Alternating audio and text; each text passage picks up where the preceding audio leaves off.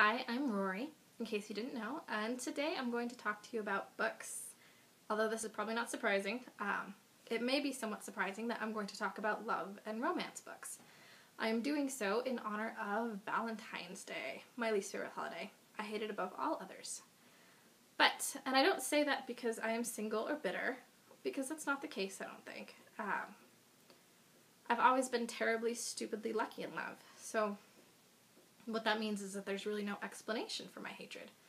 I think my primary reason stems from the fact that there's a total disregard for the actual meaning of love. According to greeting cards, love is just a four-letter word. And Bob Dylan and Tennessee Williams too. But then again, maybe being just a four-letter word isn't so bad. There are some good ones, many of which I'm not going to repeat, but kiss, lust, hope. Those are some good ones. Now that I'm totally off track, I promised I would do one of these videos around this time, and I really struggled to come up with a topic. My original intent had been to make a list of books that make you undateable, because that's always fun. Because if you're at a guy's house, and obviously this is from a female's perspective, and you see only Hemingway and Roth and Bukowski and Thompson, be concerned, especially if they're an aspiring writer. Because yeah, they're great to read, although great might not be quite the right word, but you would never ever want to date them. So that should raise some red flags. I decided against doing this topic because I didn't think it would be a good idea to subject myself to a list, or create a list that I would not want to subject myself to, and any sane person who sees my personal library probably wants to run to the door. So I skipped this topic and instead chose books that are romantic, but the romance is lost on me, mostly. Not in all cases, there's one exception on the list. But I will start with The Thornbirds by Colleen McCullough. This one is not quite a classic yet, although it is epic in scope and I think will be a classic at some point. But bottom line, it's about a beautiful girl who falls in love with a ambitious Catholic priest. I assume you can figure out how that might turn out. Not good.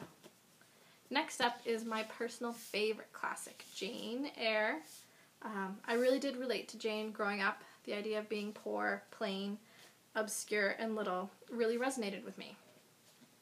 And while by all means I still do love Edward Fairfax Rochester, all of the lies, I don't think that's the best play on romance. He tries to become a polygamist, essentially, and he tries to make Jane jealous and all sorts of immature things. But, I mean, for what it's worth, if I ever had a wedding, my wedding quote would come from here, so obviously the romantic notion's not lost on me. Next up, we have Wuthering Heights, and I hate this novel in the interest of full disclosure, but I do think this is the best novel of domestic violence, lies, theft, greed, and bitter revenge that there is, so happy swooning over that love story. Next up, we have Twilight, and I feel a little bit ridiculous making fun of it because everybody does, but if greeting cards make love a four-letter word, then Twilight would make a restraining order seem like a love note. And that's all I have to say about that one. Next up, we have a play, so switching up a little bit, Private Lives by Noel Coward. It'll teach you about what to do when the person you love is also the person you want to violently assault. And we could all use this lesson from time to time, I think. At least me. That's probably revealing too much. But next up, we have Gone with the Wind by Margaret Mitchell. And this is my least favorite book on the list. I can't stand this book. Basically, there is no romantic appeal to me in Scarlett O'Hara. She routinely makes my list of most hated characters, so that's pretty much why that one's on there. Although people think it's incredibly romantic, so, you know, works for some. Next up we have Emma by Jane Austen. And Emma is a whiny, snobby, meddlesome, annoying girl who still gets the guy in the end, so I don't know what this teaches us about life, but it's nothing good. And finally, we have Mansfield Park by Jane Austen as well. And this one is probably the most unromantic romance ever written. It's 400 pages of nothing happening. Everything that you need to know begins and ends in the last chapter. So, there's nothing wrong with this one exactly, it's just incredibly boring, and I would skip it. Unless you're a huge Austen fan, in which case, by all means, you can love it in a way that I didn't. But before I sound too cynical, I will say I don't hate the holiday entirely. My pronunciation sucks today. But there's usually cupcakes and chocolate and those little candy hearts with the lovely messages on them.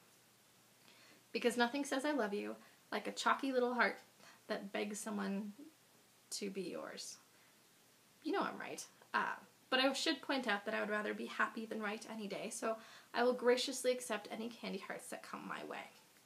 Anyway, thank you for watching, and happy Valentine's Day!